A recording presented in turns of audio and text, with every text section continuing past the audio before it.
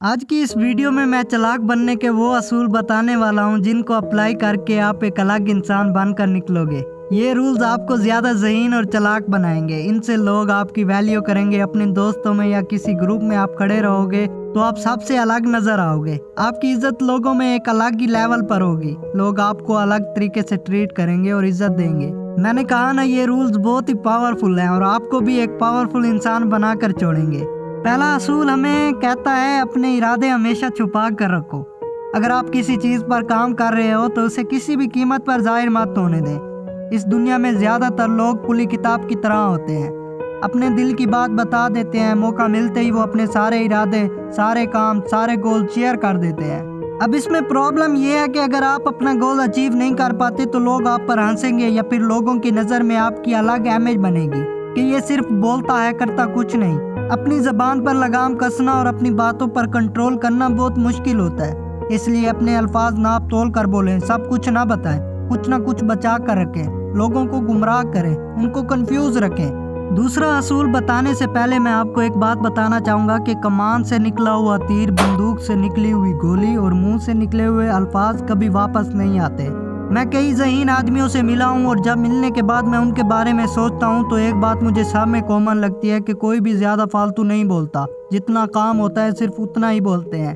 اور ہمارا دوسرا اصول بھی ہمیں یہی کہتا ہے، ہمیشہ ضرورت سے کم بولیں۔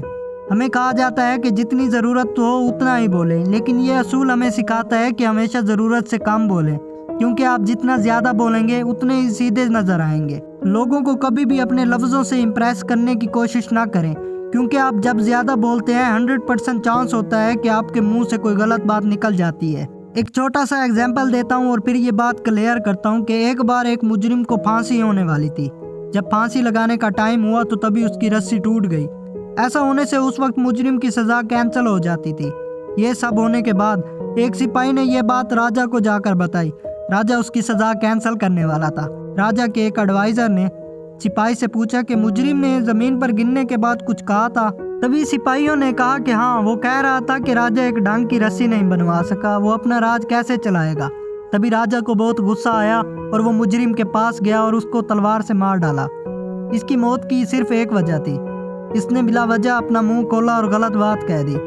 یہ ایک فیکٹ ہے، جب آپ ضرورت سے کم بولو گے آپ نارمل سے زیادہ ذہین اور عقل مند نظر آؤ گے۔ آپ کے سائلنٹ رہنے سے کئی بار لوگ کنفیوز ہو جائیں گے، پریشان ہو جائیں گے کہ آخر یہ سوچ کیا رہا ہے۔ اسی طرح وہ گھبرا جائیں گے اور ایسی باتیں کرنے لگ جائیں گے کہ آپ کو ان کی کمزوری پتہ چل جائے گی، اور آپ کم بولو گے تو آپ کی جو کمزوری ہے وہ چھپ جائے گی۔ اگر آپ کو سمارٹ بننا ہے تو اس اصول کو اپنی زندگی میں اتاریں۔ آپ سمارٹ لگو گے۔ سمارٹ لوگوں کی ایک نشانی ہے، وہ چپ رہتے ہیں، کم بولتے ہیں یا ضرورت جتنی ہوتی ہے اتنا بولتے ہیں۔